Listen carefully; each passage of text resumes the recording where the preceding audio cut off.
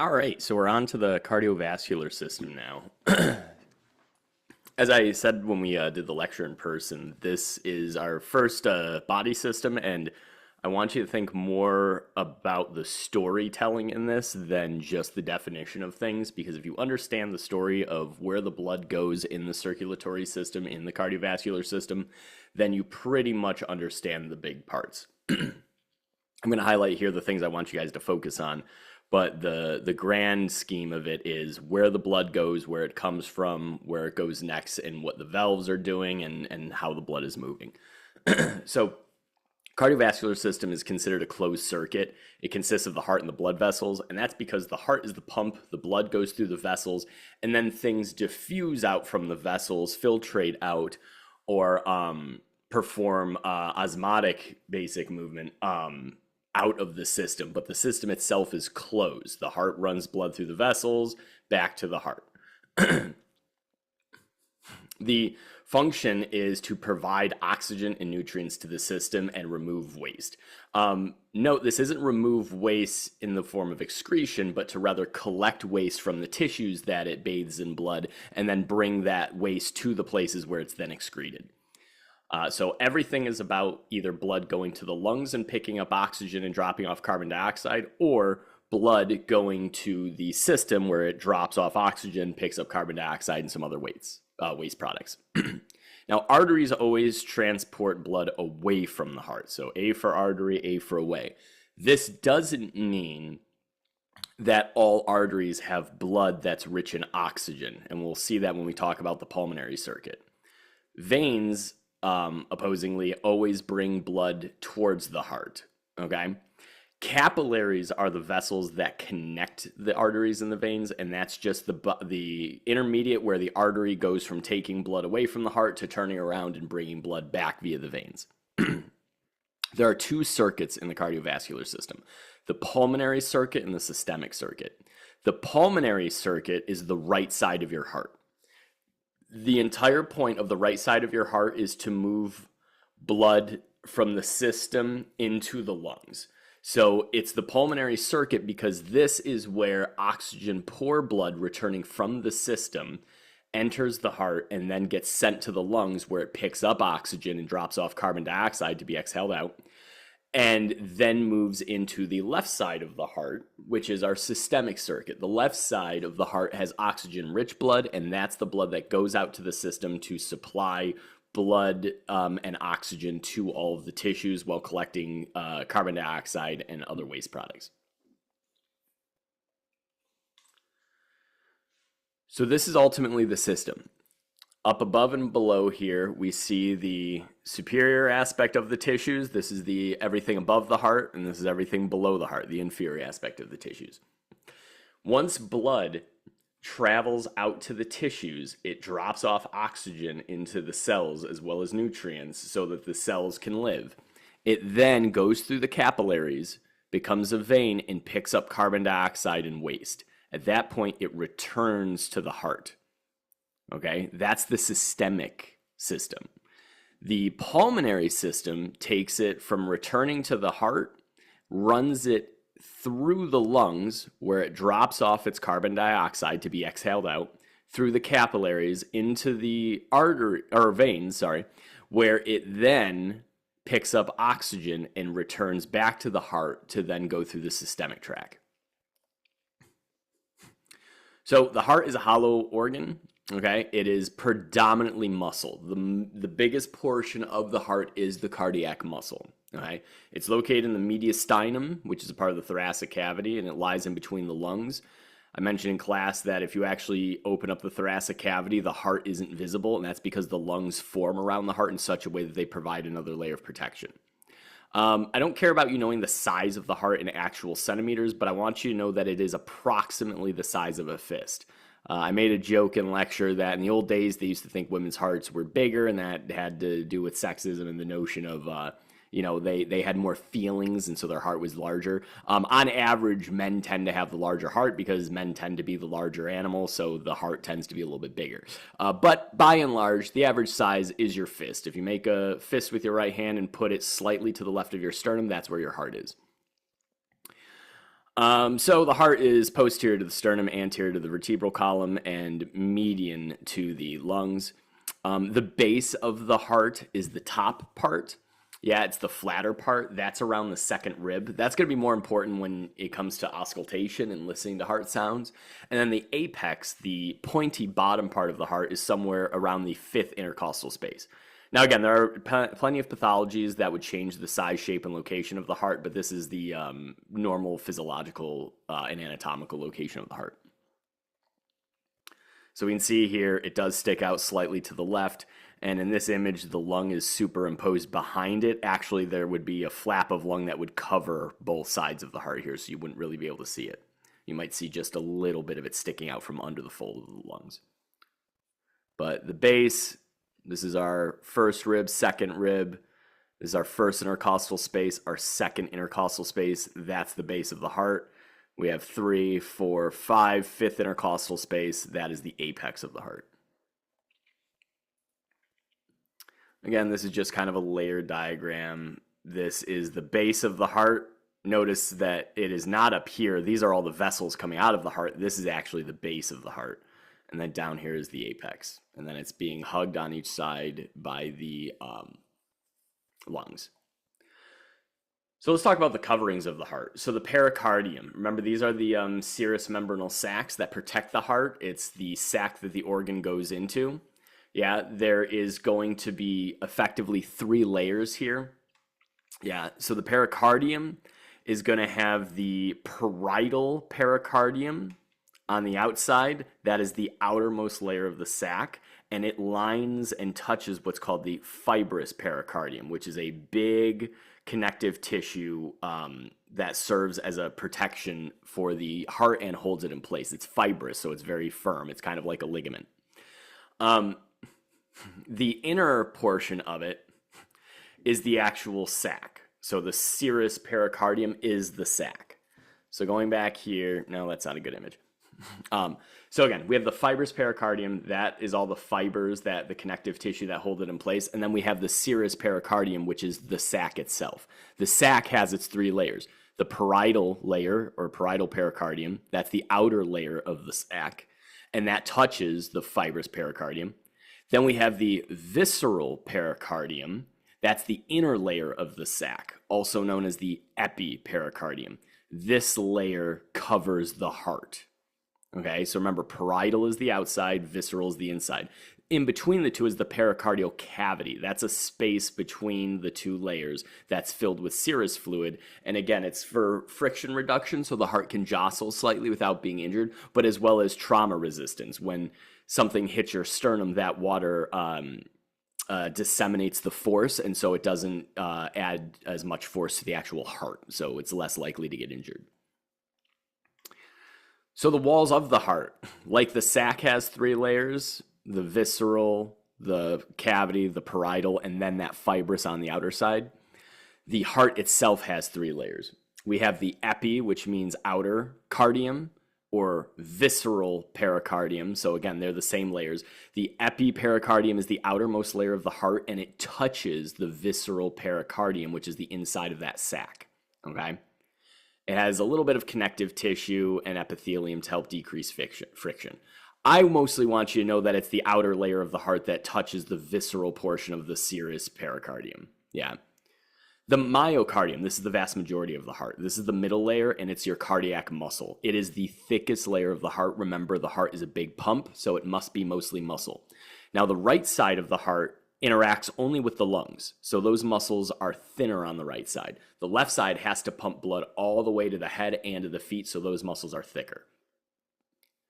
The endocardium is the inner layer, and it's made up of a bunch of vessels, epithelium, connective tissue. The thing I want you to know is that this is where the conduction system exists. This is the electrical system that causes the heart to beat. Because remember, you don't control when you beat your heart. It happens on its own. So I want you to know the endocardium has the Purkinje fibers. The Purkinje fibers are the things that zap the actual ventricles to cause them to pulse. Okay? So again, From the outside in, we have a layer of fibrous connective tissue called the fibrous pericardium. Then we have our membranous sac called the serous pericardium. That has 3 layers: the parietal layer on the outside, which touches the fibrous pericardium, the pericardial cavity between the two, which is the empty space with fluid, and then the visceral pericardium, which is also in contact with the epicardium, which is the inner layer that covers the heart. The heart itself has 3 layers: the epicardium, which connects and touches the visceral pericardial sac, and the myocardium, which has the middle layer consisting of cardiac muscle. It's the thickest layer of the heart. And finally, the endocardium, and what I want you to know is that's the internal parts of the heart containing the Purkinje fibers, where the conduction system is. So here's a really good view. We have the fibrous pericardium, right? This lighter white layer. Then we have the membranous sac, we have the parietal portion, we have the cavity, we have the visceral portion. The visceral portion also touches the epipericardium, which has the vessels and the epithelium. Then we have the myocardium, which is the thickest layer, and that's all the muscle. And then we have the endocardium, which contains the conduction system and the nerves. Heart has 4 chambers, 2 upper chambers, each called the atriums, or together the atria, and the lower chambers called ventricles. The atria receives blood returning to the heart, okay? So veins dump into the atria. They're thin walls, and they have little ear projections called auricles. I want you to know that they're thinner than the ventricles, mostly because atria just have to pump blood vertically down into the ventricles. So again, it doesn't need much muscle. The ventricles always pump blood out of the heart. So the ventricles enter into arteries. And the ventricles have very thick muscles because they pump heart blood further away. Now, again, the right ventricle is thinner than the left because the right only needs to go to the lungs, the left needs to go to the system. The septum is a fibrous piece of the heart that is the space between the two between the two sides of the heart. It separates both atria and ventricles. Let's see if we got a picture here. Yes, this is the septum. So again, notice this is the right side of the heart. See the thinner muscles, thicker in the ventricle, but thinner in the atrium. And then the left side, much thicker muscles. Again, thicker in the ventricles, thinner in the atria, but you should be able to appreciate that this ventricle is much thicker than that one. All right, each side has an atrioventricular or AV valve. It's a valve that connects atrium to ventricle, so atrioventricular valve, that ensures one-way flow of blood. These valves are designed so that once the blood drops from the atrium into the ventricle, they close so the blood can't backflow. We want the blood in the cardiovascular system always moving in one direction. The right AV valve has 3 folds to it, so it's called the tricuspid. The left has only 2 folds, so it's called the bicuspid. However, because it's anatomy, we have to have secondary names. The bicuspid is also known as the mitral valve. So, if I say the right AV valve, that's the same as tricuspid. If I say tricuspid, it's the same as the right AV valve. It is the dividing valve between the right atrium and the right ventricle. If I say left AV valve, bicuspid valve, or mitral valve, you know I'm talking about the valve that separates the left atrium from the right or from the left ventricle.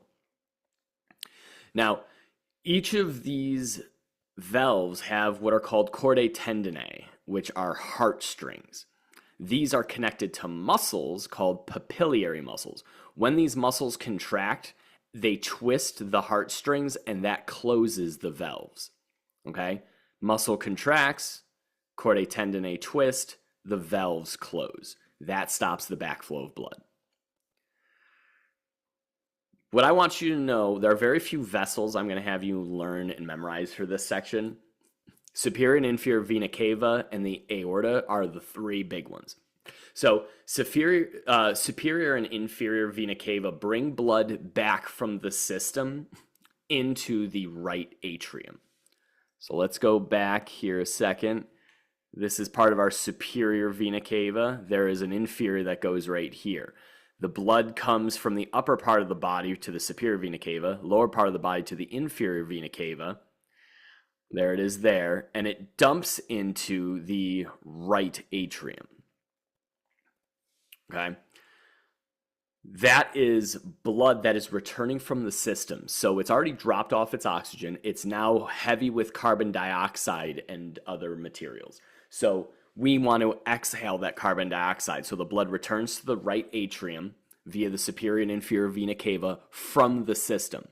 However, the heart also receives blood. So once the blood that the heart needs goes through the heart and drops off oxygen, it also comes back to the right atrium filled with carbon dioxide. The portion of the heart that drops it off is located in the right atrium. It's a little hole, and it's called the coronary sinus. So the coronary sinus receives blood from the heart that was used to supply the heart with oxygen, and that blood is now carbon dioxide heavy. It enters the right atrium via a little hole, and the superior and inferior vena cava bring the blood from everywhere else back to the right atrium. So now in the right atrium, we have all of our blood that's high in carbon dioxide, low in oxygen. The atrium then pumps that blood into the right ventricle. Again, the right ventricle has a thinner muscle wall compared to the left because it's only related to the lungs because we're in the pulmonary system right now. Okay? Now, each side of the heart has a semilunar valve. So there's two sets of valves, okay? The AV valve is the valve that separates the atrium and the ventricle. The semilunar valves separate the ventricle and where it goes next. Because remember, you need valves all along the way so the blood doesn't backflow.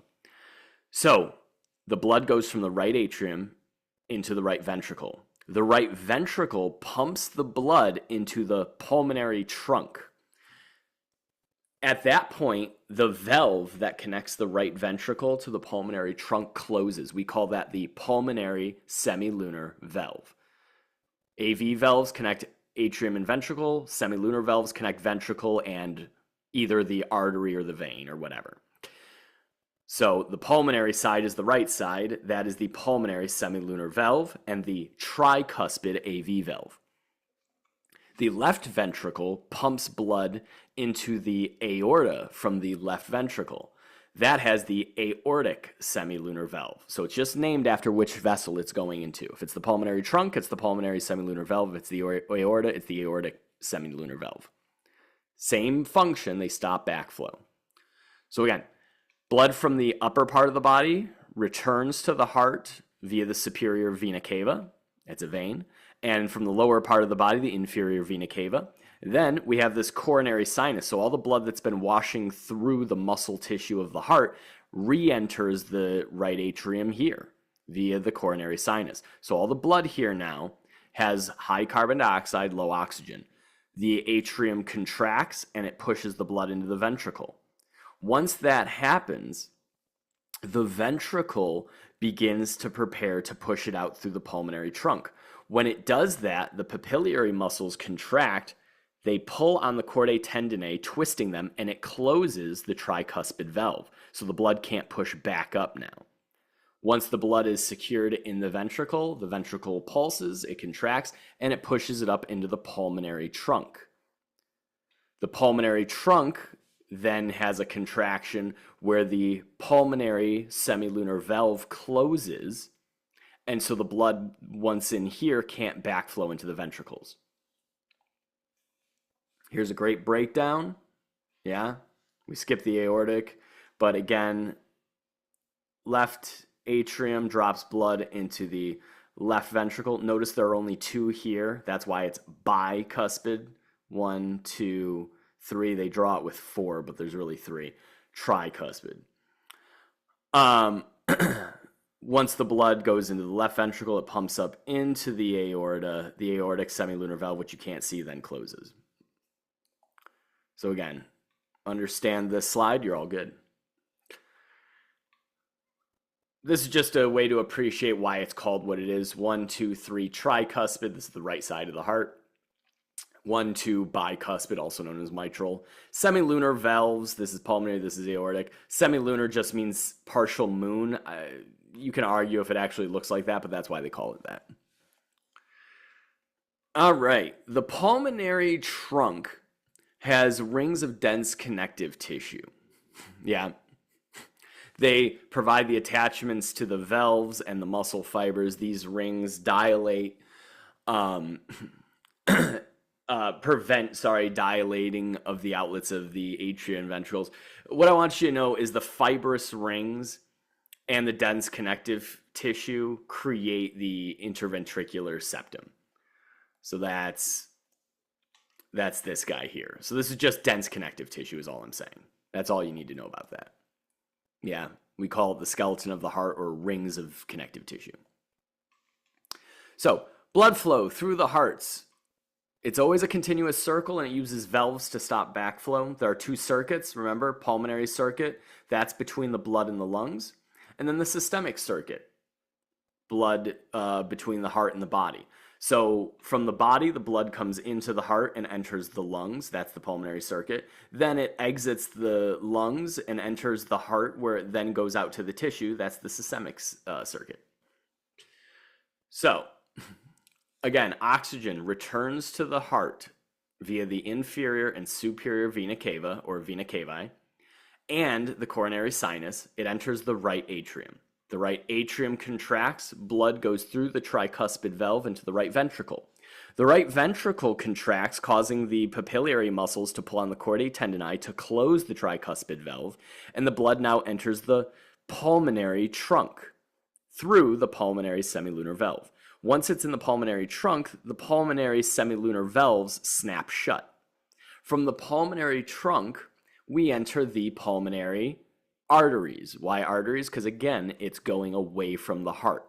That goes to the lungs. Earlier I said, don't think that all the blood in the arteries is rich in oxygen. This is an example when it's opposite. In the pulmonary system, the arteries have oxygen low blood, and veins in the pulmonary system have oxygen rich blood. In the systemic system, yes, arteries have oxygen rich, veins have oxygen poor. But from the pulmonary trunk into the pulmonary arteries, it goes to each lung, where it enters the alveolar capillaries. At this point, as it exits the arteries, it drops off the carbon dioxide into the lungs, so the lungs can exhale them. It enters the alveolar capillaries, where gas exchange carries the blood over to the pulmonary veins, where it picks up oxygen and drops off picks up its oxygen. Okay. So the alveolar capillaries exchange the lungs' oxygen with the blood. Oxygen-rich blood flows back now to the left atrium via the pulmonary veins. The left atrium pumps blood through the mitral valve, also known as the bicuspid valve, into the left ventricle.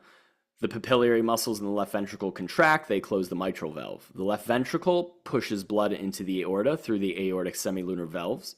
The aortic blood, once it's in the aortic semilunar valves close, and the blood leaves the aorta and goes to the system. So again, blood from the system enters the right atrium via superior and inferior vena cava, as well as the coronary sinus. Then it drops down through the tricuspid valve into the right ventricle. Papillary muscles pull on chordae tendineae, close the tricuspid valve. The right ventricle pushes it into the pulmonary trunk through the pulmonary semilunar valves. The pulmonary semilunar valves snap shut, and the blood is trapped in the pulmonary trunk, where it then pushes into the pulmonary arteries, where it carries blood to the lungs. In the lungs, it enters the alveolar capillaries, where it exchanges gas and drops off carbon dioxide, picks up oxygen. Now it's oxygen-rich blood, where it returns to the left atrium via the pulmonary veins. From the left atrium, it drops down through the mitral or bicuspid valve into the left ventricle. Mitral or bicuspid valve shut. Left ventricle pushes blood into the aorta through the aortic semilunar valves. Aortic semilunar valves shut, and the blood now goes from aorta into the system, where it drops off oxygen to the system and picks up carbon dioxide. There it is. Blood from the system up and down. Superior vena cava, inferior vena cava, coronary sinus, little hole. Blood enters into the left atrium, drops into the ventricle, tricuspid valve shuts, pushes into the pulmonary trunk, semilunar valve shut, goes into the left lung, goes into the right lung via the pulmonary arteries because it's away from the heart, goes into the alveolar capillaries where it drops off carbon dioxide, picks up oxygen, comes back to the heart. We're now in the systemic circuit through the pulmonary veins because it returns to the heart, enters the left atrium, drops in the left ventricle, the mitral or bicuspid valve shuts. From the left ventricle, it pushes into the aorta. The aortic semilunar valve shuts. From the aorta, it goes up and down through the system and drops off oxygen through the different tissues of the system, runs through capillaries, picks up carbon dioxide, and then comes back, and on we go. This is another breakdown of what all happens. All right. Now let's talk about blood supply to the heart. So once the blood comes off of the aorta and goes to the system, we also need to supply blood to the heart so the heart can keep going. So the aorta has coronary arteries. So the first branches off the aorta, and these are the only branches I'm going to ask you to know, are the right and left coronary, meaning heart, arteries. Because it's going away from the heart. I know it's bringing blood to the heart, but when we talk about away from the heart and to the heart, we talk about it functioning as a pump. This blood that's going away from the heart, being pumped away, isn't going back into the heart to be pumped. It's going into the tissues of the heart to supply it with nutrients and oxygen. So that's why it's arteries. The blood flow goes from the aorta into the heart. I want you to know that these coronary arteries have anastomoses. These are alternate pathways of blood. Our hearts are incredibly unique. Every person's heart has different blood vessels, and that's because the heart is capable of rapidly growing new blood vessels to make up for damage to the heart. So if you have a heart attack, the reason you don't just drop dead every time is because you have secondary vessels that can still supply blood to the heart. So when part of the heart dies, it doesn't kill the whole heart. Eventually, new anastomoses grow, and it resupplies blood to the damaged portion of the heart so it can recover and heal.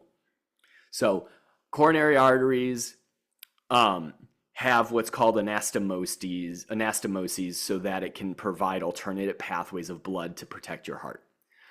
Once the coronary arteries bring blood to the tissue of the heart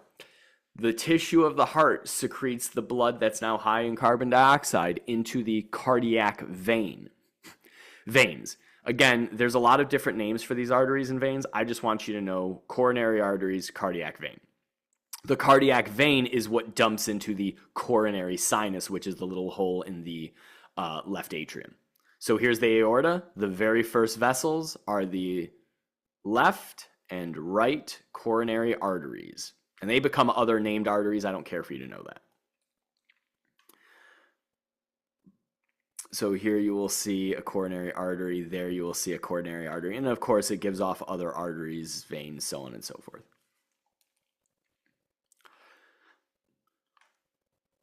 Those are the areas from the aorta where the coronary arteries leave. And then, here is the coronary sinus. So cardiac veins carry it back into the coronary sinus, and then that is the opening into the right atrium. All right. Let's talk about the function of the chambers. So when I say systole, that means contraction. When I say diastole, that means relaxation. So for the heart to pump, it has to contract a chamber. That's systole. Then it has to relax so it can fill with more blood to pump again later, and that's diastole. So in the beginning, when the blood returns to the right atrium via the coronary sinus and the superior and inferior vena cava, the atria then contracts. This is atrial systole, atrium contracting. While that happens, the ventricle does the opposite, ventricular diastole, ventricular relaxation. This contracts and pushes the blood. This relaxes to receive the blood. Then, after that's happened and the tricuspid and bicuspid valves shut, the ventricles contract and push blood out into either the aorta or pulmonary trunk, and that's called ventricular systole. While this happens, atrial diastole happens because the atrium has to now receive more blood to start pumping into the ventricles again. So they're opposites. When blood goes from atrium to ventricle, it's atrial systole, ventricular diastole. When blood goes from ventricle into the system, it's ventricular systole, atrial diastole. That simple. A note on cardiac muscle cells, we talked about this in tissues. They are striated. They are also involuntary. So we don't control our heartbeat. They look like skeletal muscles, but they're branching. They're not single lines like skeletal muscle, they're branches. They have intercalated discs that separate them.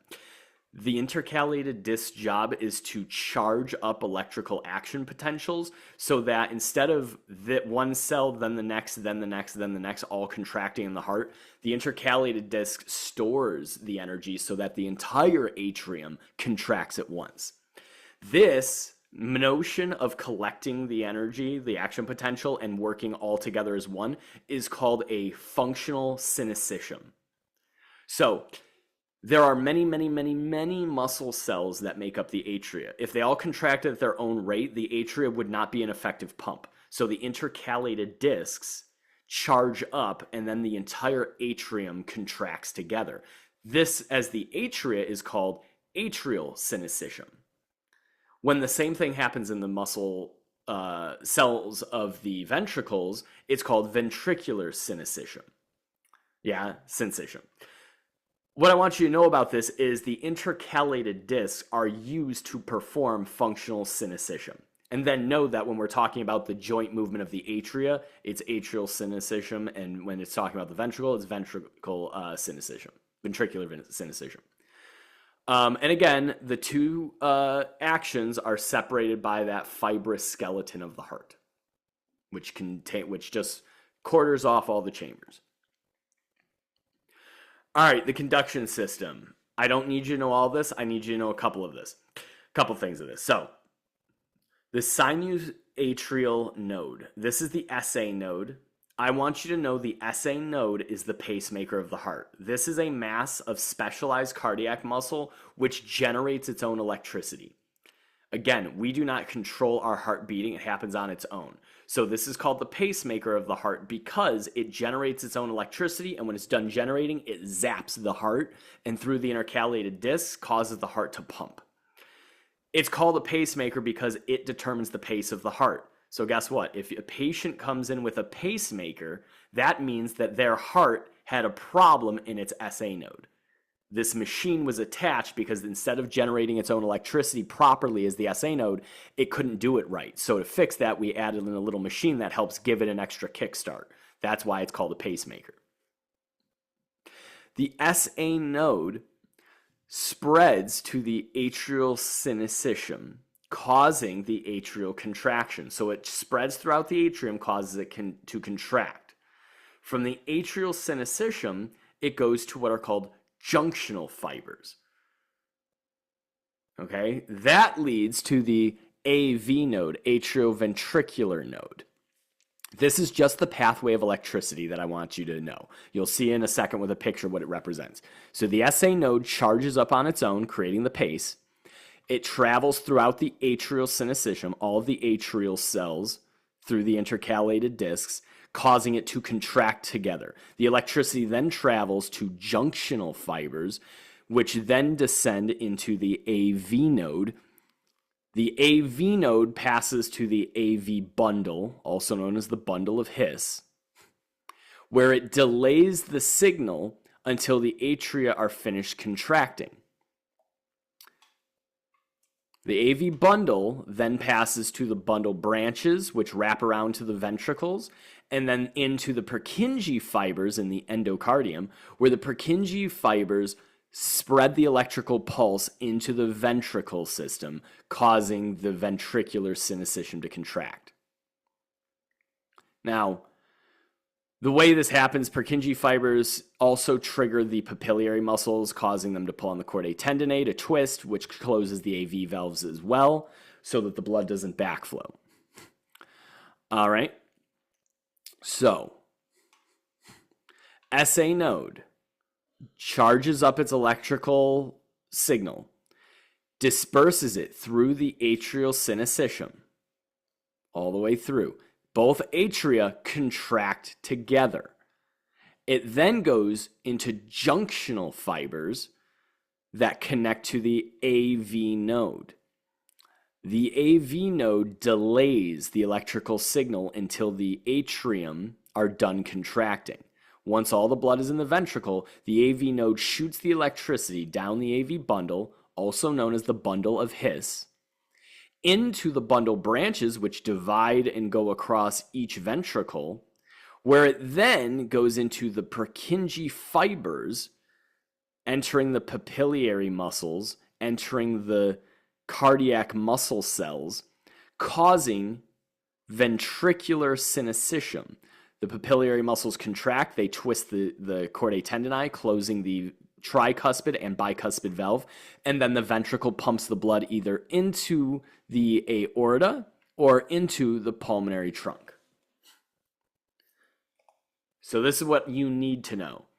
SA node, also known as the pacemaker, goes to atrial syncytium, to junctional fibers, to AV node.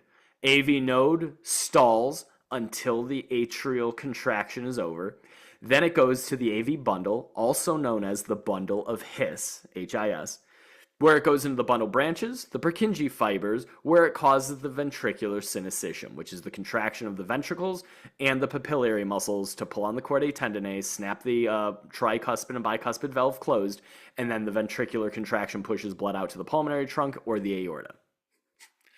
This is just a cool demonstration of what the muscle cells in the ventricles look like. It's not like a fist of muscles, it's a loop, so that it wrings out like a towel, making sure every bit of blood gets out of the ventricles. All right, ECG. This is an electrical device that produces an electrocardiogram, which means an electronic heart reading. It tells you how the heartbeat's going. It has three sections: the P wave, the QRS wave, and the T wave. Sorry, the QRS complex. What I want you to know is the P wave is atrial contraction or atrial systole. Okay? Atrial systole. We call that depolarization of the atria. We're not in the nervous system and we're not going to hit it this course, so I don't want you to worry about that. But know that depolarization means electricity gets discharged. So you contract. So P wave is atrial systole. QRS wave is ventricular systole. Now, atrial diastole also occurs here, but because it's not as strong an electrical occurrence, it doesn't show up in the ECG. So we can't actually see atrial diastole in an ECG. We can see ventricular diastole, though. That's the T wave. So what's it look like? You ever seen a medical show? You've seen this a bunch of times. This is what it looks like. If we zoom in on it, that's our P wave right here. That's the atrium contracting. Then we have this massive muscle contraction, the ventricle contracting. And then we have the T wave, which is the ventricle relaxing. So P wave is atrial systole, QRS is ventricular systole, and atrial diastole, we just can't see it. And then the T wave is ventricular diastole. You don't have to know why, but this just appreciate the reason we want to know this stuff is because we can, once we get better at our understanding of pathology, we can see an ECG and then know what's happening here. So this is an AV bundle problem. So there is a derangement in the heart that's stopping the signal from being held before going into the ventricle. So the ventricle is kind of contracting all over the place. So instead of being one sharp contraction, it's kind of happening over a period of time. So if once you're, better at your pathology later on in your program, you'll be able to look at this, see this weird wave and say, this part of the heart's in trouble based on what that wave looks like. But for now, we're in anatomy and physiology. I just want you to know what it's supposed to look like, and this is what's supposed to look like. Heart sounds, lub-dub. Okay, so when you listen to the heart, it goes lub-dub, right? That's how we call it. The first heart sound, the lub, is happening during ventricular systole contraction, and what you're hearing is the AV valves, the tricuspid and bicuspid, snapping shut. It closes so hard that it creates a sound. That's the lub. The second sound is the ventricular diastole. That is the aortic and pulmonary semilunar valves snapping shut. That's the dub sound, yeah?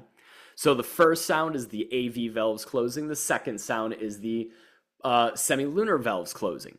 Again, once you learn pathology, you'll be able to recognize a bunch of odd heart sounds and know whether it's a problem with the AV valves or the semilunar valves. For now, all I want you to know is that any problem with the valve sounds are just called murmurs. Yeah, there's different types of murmurs, but you don't need to know that right now. What I want you to know is the first sound, the lub, is ventricular systole, which is the AV valves closing. And the second sound, dub, is ventricular diastole, the semilunar valves closing. Any abnormal heart sound, therefore, is a murmur. All right. This is the change in pressure of the heart. I'm not too worried about you knowing the details of this. What I want to say about this is that the heart reacts to pressure. So as the pressure in the atrium builds up, so as it fills up with blood, that change in pressure charges up the SA node. Okay, that builds up its electrical charge until eventually the pressure is so big, the electrical output is so big that it zaps the atria, causing it to squeeze the atria and push blood into the ventricles. Same thing happens with the ventricles. As that pressure builds up, that signal is wrapping around into the AV node. That pressure buildup in the ventricle triggers the AV node to drop the signal into the AV bundle or bundle of His, into the bundle branches, the Purkinje fibers, and then it contracts the ventricles. I'm not going to ask you a lot of questions about this other than I just want you to appreciate that the response to pressure of the blood in the heart is what triggers the electrical conduction, okay? So when pressure is greater in the atria than the ventricle, that's what forces the AV valves to open. It must, so that the blood can drop into the ventricles. What I do want you to know is this: 70% of the blood that moves from the atria into the ventricle happens with gravity. Once the pressure in the atria is big enough, it pushes the AV valves open, and 70% of the blood just falls into the ventricle naturally. When the atrium contracts, performing atrial systole, which is our P wave, it wrings out the remaining 30% of the blood. So by the time the atria contracts, 70% of the blood has already moved from the atria to the ventricle. That contraction is just to wring out every last drop of it, making that 30% remaining back into the ventricles. Again, during relaxation of the ventricle or ventricular diastole, pressure increases in the ventricles, causing the AV valves to close and the aortic semilunar valves and the pulmonary semilunar valves to open. Again, the pressure causes the AV node to then discharge its signal, okay? During the contraction, the papillary muscles contract, pulling on the chordae tendineae, closing the AV valves. That's our lub sound, okay? Then, as the ventricular pressure lowers and the blood enters the aorta in the pulmonary trunk, the semilunar valves are triggered to close. That's our dub sound, okay? You don't need to know this, but understand this is just representing pressure, okay? As the pressure builds, the contracture starts, okay? Again, this is just another image of what these valves look like, yeah. All right, average heart rate. Yes, the average resting heart rate of an adult is between 70 and 75 beats. I don't care if you know that. There are way too many differences in people as to why that might not be true, especially athletes. What I want you to know is the normal heart range of a human being at rest, not in physical exercise, not when relaxing, or meditating, at rest, just normal stuff, 60 to 100. Anything above that is fast or tachy, so tachycardia, fast heart. Everything below that is slow, bradycardia, slow heart. So if it's above 100, it's tachycardia. If it's below 60, it's bradycardia. The sweet spot is 60 to 100. Understand and appreciate, however, that as an athlete, you could very well have a resting heartbeat in your 50s because your heart is so well toned. So, you know, when we're dealing with real humans, we have to acknowledge there might be other reasons. Bradycardia might not be bradycardia if it's 54 beats per minute if they're a high endurance athlete. But for an exam, it's 60 to 100. Anything above that's tacky. Anything below that is bratty. If a person's exercising, it increases their blood needs, so their heart rate increases. So again, an exercising person with a heartbeat of 150 is not experiencing tachycardia, they're exercising. Someone who's meditating or sleeping may not be experiencing bradycardia, they might be meditating or sleeping. So heart rate changes. Okay, in response to activity, the SA node can change how fast it stimulates the heart to do something. Understand sympathetic here means flight and fight. Okay, so that's increasing heart rate. Parasympathetic is rest and digest. It's slowing things down. So when we're exercising, the SA node is stimulated with sympathetic response, triggering it to discharge its electricity faster and more frequently.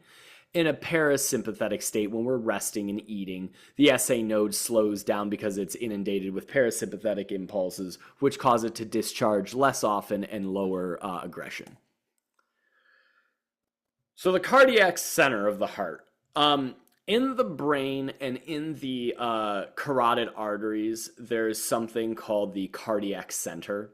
Okay, I don't need you to know where it is, the medulla oblongata. I don't need you to know that. What I want you to know is that baroreceptors are important.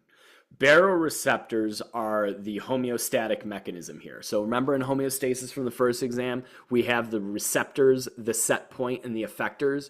So the set point is the 60 to 100 beats per minute.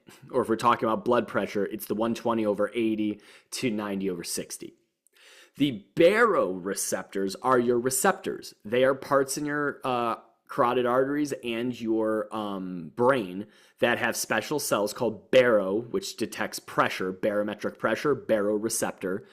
And that receptor then sends a signal to the set point saying, hey, our heart rate is too high. Then it sends a signal to the effectors to slow down the heart. That would be a parasympathetic response.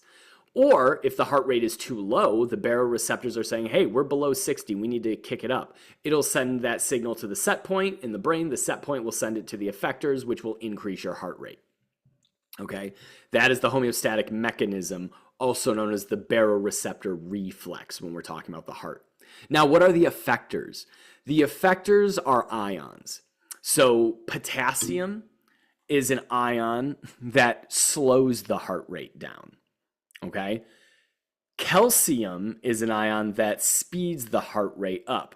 So when you release a lot of potassium or become hyperkalemic, you slow the heart rate down, and in life-threatening situations, this can cause arrhythmias where the heart's so slow it's not even really functioning as a pump anymore.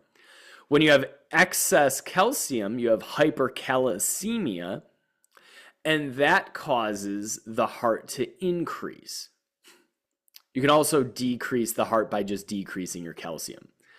The body will naturally prefer to use calcium, but some medications and drugs use potassium to induce the same effect.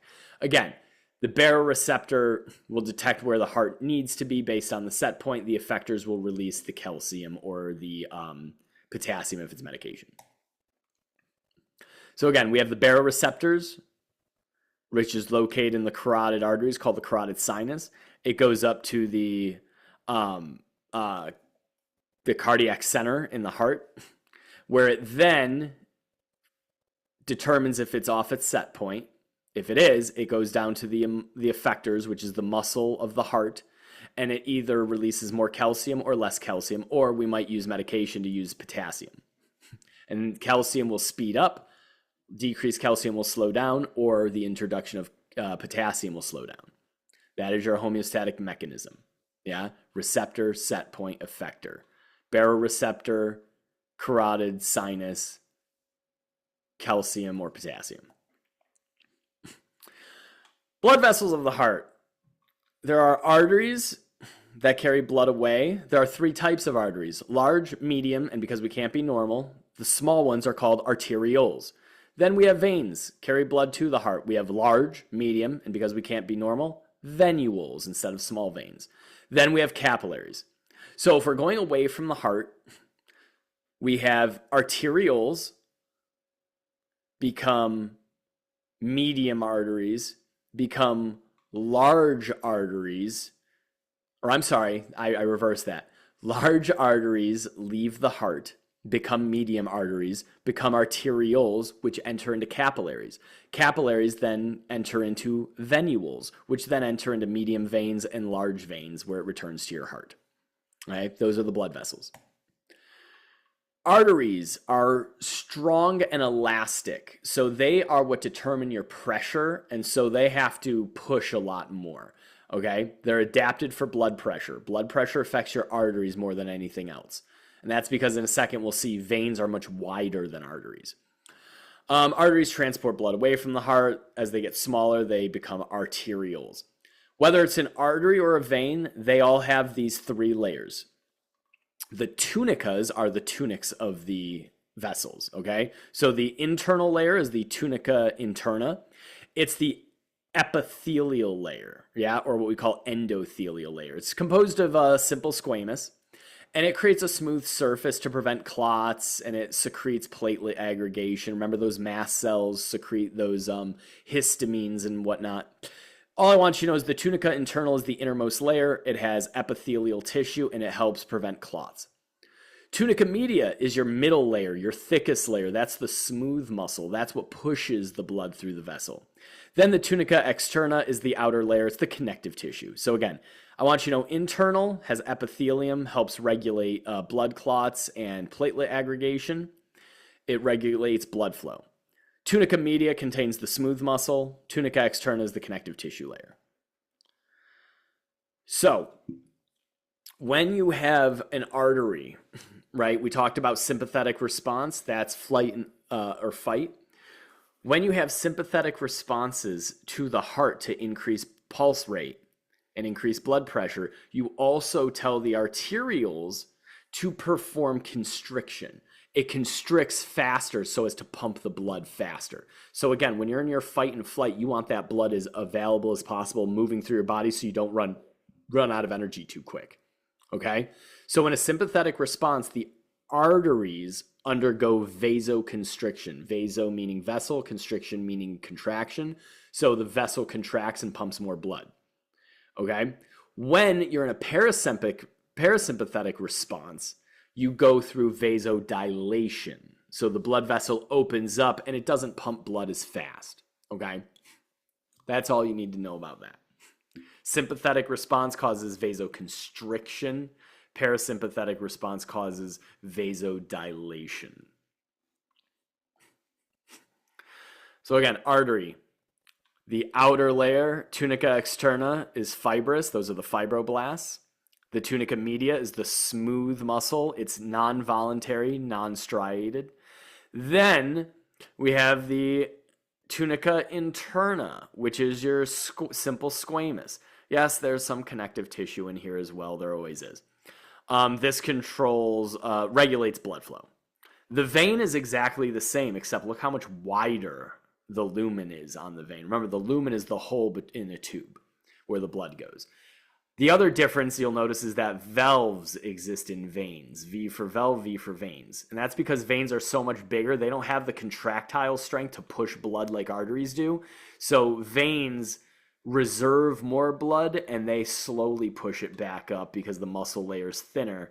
And so it has a valve to stop the backflow. Veins also work against gravity because they have to go up your leg versus arteries dropping down, right?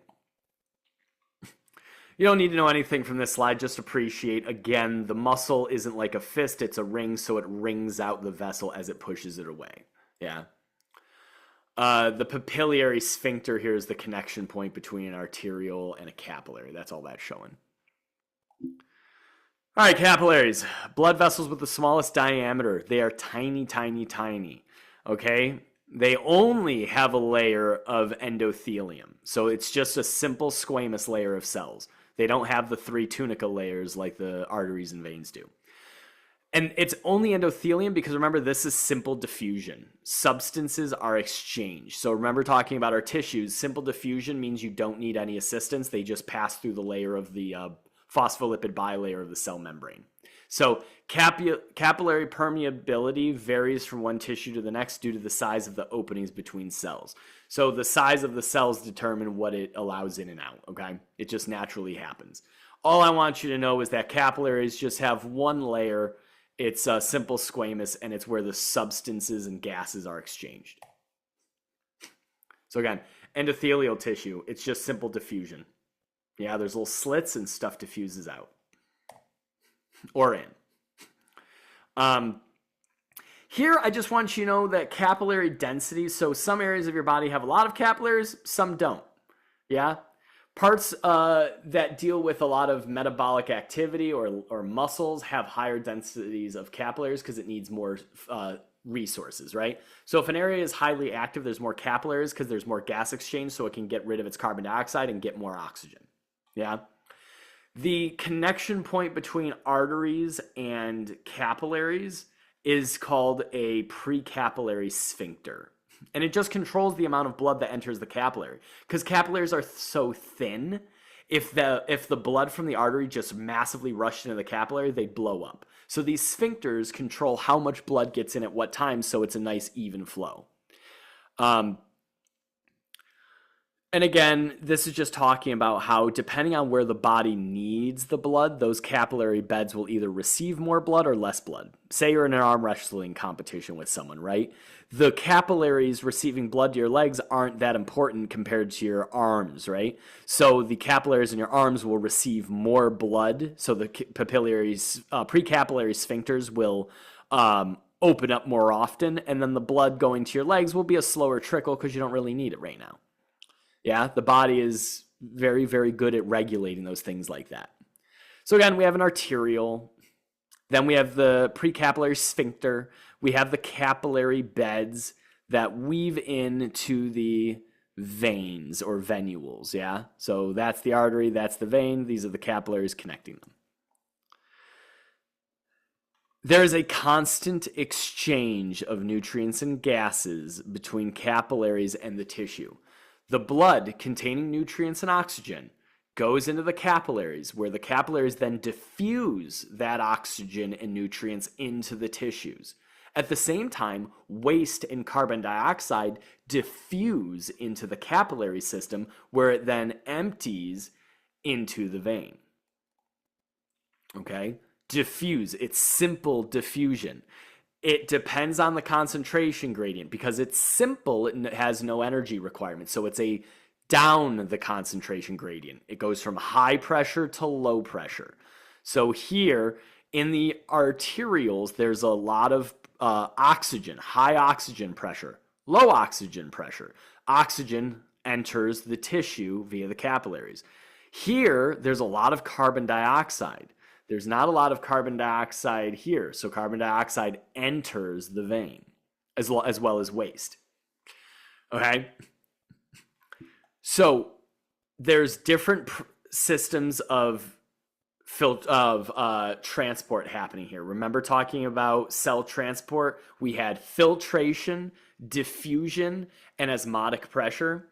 Filtration, I told you at the time, all you needed to know is it's related to blood pressure. This is where it comes in. The blood pressure in the arterioles determine the rate at which oxygen and nutrients filter into the capillaries.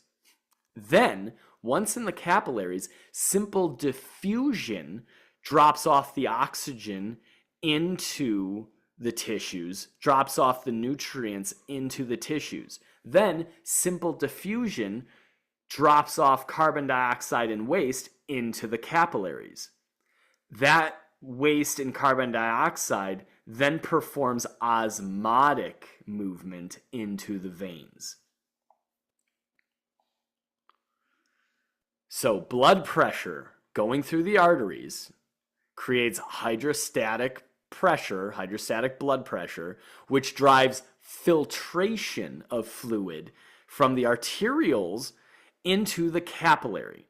Then diffusion occurs within the capillary system to drop off nutrients and oxygen or to pick up carbon dioxide and waste.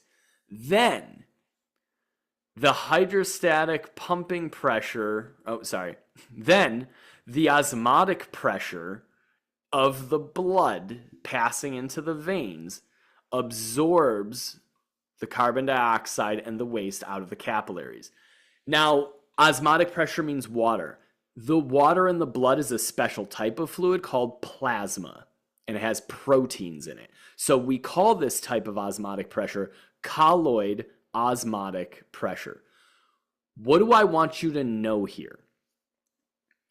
Blood pressure in the arteries controls the rate of filtration of nutrients and oxygen into capillaries.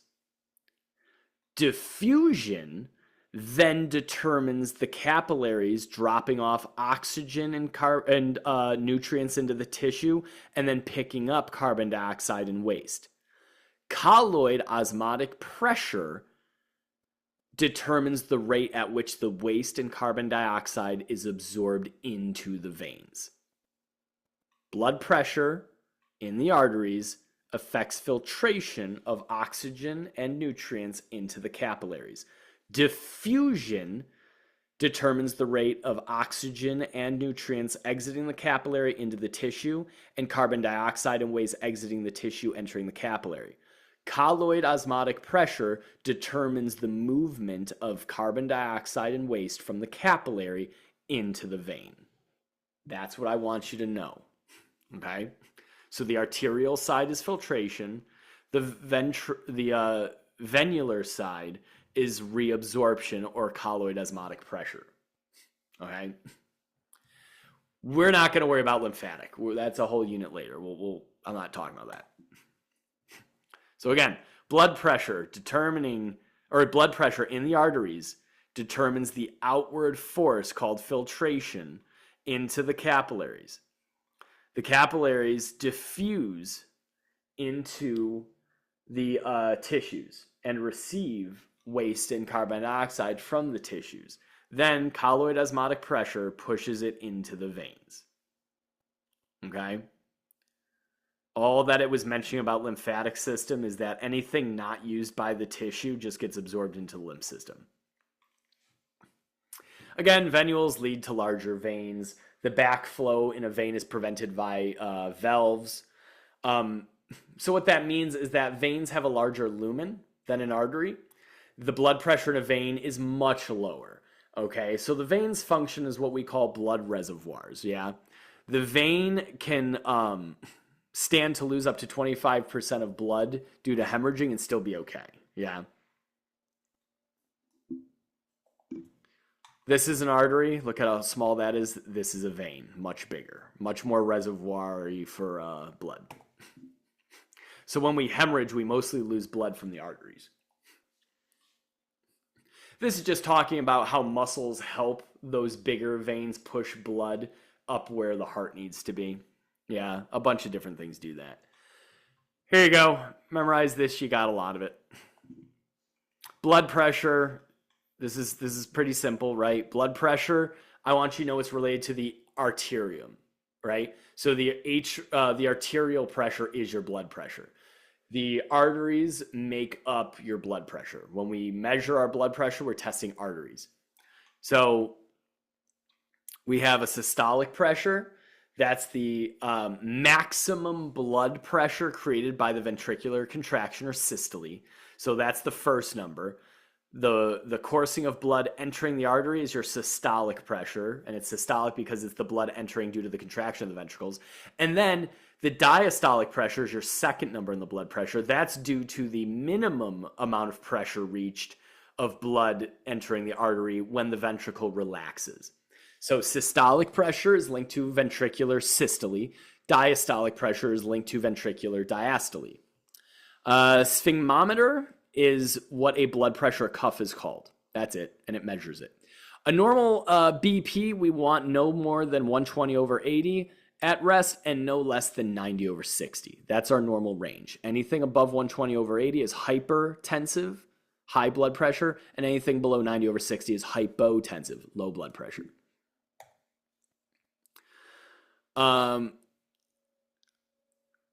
So the alternating expansion and contraction of an artery, therefore, is what gives us our pulse. So when you take a radial pulse, that's the most common place because it's so superficial. You could also take it at the carotid, which is in the neck, the brachial in the arm, that's where we take our blood pressure, or the femoral, which is in the thigh. And we can take it there because that thing is massive. But again, as the blood enters and exits that portion of the artery, it expands the artery and releases it. That presses up against our skin and what we use to count the pulse.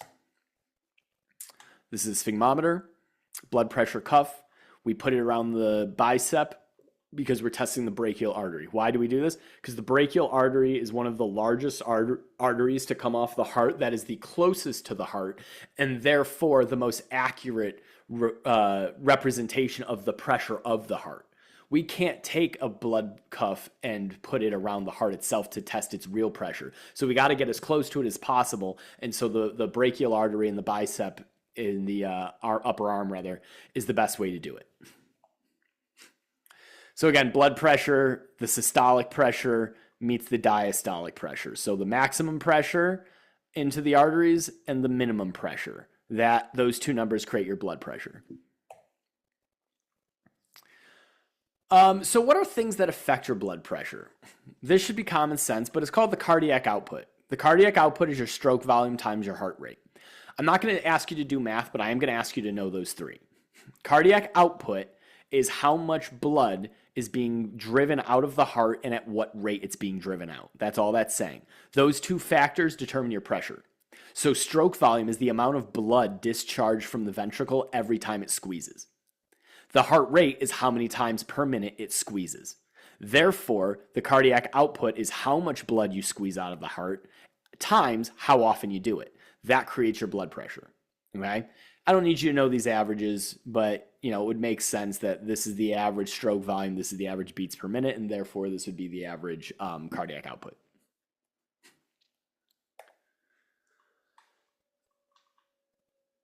Blood volume is another factor that affects the blood pressure, right? What volume of blood do you have? Remember, there are two parts of blood, plasma, which is the fluid, and the formed elements. The formed elements are your white blood cells, your red blood cells, your platelets.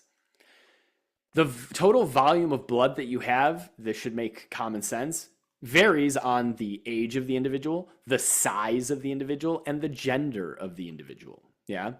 So if I have a 5-year-old, short female child, that's going to be different than a 45-year-old tall female adult, right? Different volumes of blood. It's 5 liters. Approximately 8% of your body weight is blood, which should shock you as being not that much. But remember, a lot of your body weight is also water and bone and whatnot, yeah? I would like you to know you have about 5 liters of blood in you. Blood pressure is directly proportional to blood volume. If you start hemorrhaging blood, your blood pressure will go down. If we start pumping you full of blood, your pressure will go up. That should make sense. Okay. Dehydration also lowers blood volume because there's less fluid, there's less plasma, less water, so that decreases blood pressure. Yeah. The last two big things is peripheral resistance and blood viscosity. So we've talked about cardiac output helps determine your blood pressure. That's how much blood you push out of the heart and how often. The volume of blood you have determines your blood pressure. Also, peripheral resistance. This is the friction between the blood vessel walls and the blood itself. If you have a tear in your blood vessel, if you have extra fat called atherosclerosis pumped into the skin of your blood vessels, it creates bumps. It creates an uneven pathway. So instead of the blood just traveling freely across, it has to hit a little bump every now and again. That increases the pressure. So more resistance to blood movement increases pressure. You need more pressure to push through the resistance. Blood viscosity, that's the thickness of your blood. If you have a lot of platelets or red and white blood cells, a lot of stuff in your blood, if you have a lot of sugar, you've eaten a big meal, the viscosity, like the molasity of your blood increases. Now with thicker blood requires more pressure to push. So again, blood pressure is determined by blood volume, the viscosity, the heart rate, the stroke volume, and the peripheral resistance. These two are your cardiac output. So if you increase peripheral resistance, you increase blood pressure. If you increase viscosity, you increase blood pressure. If you increase volume, you increase blood pressure. If you increase your cardiac output, you increase blood pressure, and vice versa. So blood pressure is determined by cardiac output times the peripheral resistance. Remember, cardiac output is stroke volume and heart rate. Peripheral resistance is how much resistance there is in the movement of the blood. So viscosity is a part of the resistance as well. Frank Starling's law of the heart. All I want you to know is that the longer, it's the relationship between a muscle cell length and the force of contraction. It should make sense that the longer a muscle cell is, the harder it can contract, right? So the venous blood returns to the heart. The greater the length of a stretched cardiac muscle fiber, the stronger the contraction in the ventricle. The stronger the contraction, the increase the stroke volume and increases the cardiac output. Therefore, the volume of blood that's pumped out of the heart is the same as the volume that enters the heart. So Frank Starling's law of the heart just says that the longer the muscle cell, the harder the contraction. Therefore, if it's the same, then the amount of blood entering the heart is the same as the amount of blood leaving the heart, which creates a balanced pump. Again, we're back to the homeostatic mechanism. You have your desired blood pressure, right? The 120/80 to 60 over, or to 90/60. Changes in that, if it drops too low, baroreceptors will detect that change.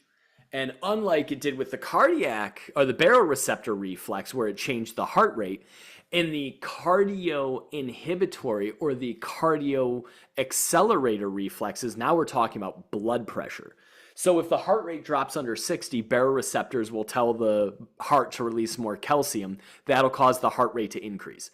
If the blood pressure drops below 90/60, baroreceptors will detect that and do one of two things.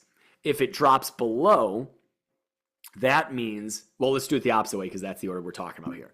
If the blood pressure increases, baroreceptors will send impulses to the set point, which will then send impulses to the effector, causing a parasympathetic impulse to the SA node to slower the rate of the heart. Yeah? We call it cardio-inhibitory because what we want to do is slow the heart, which means it happens when there's a high blood pressure.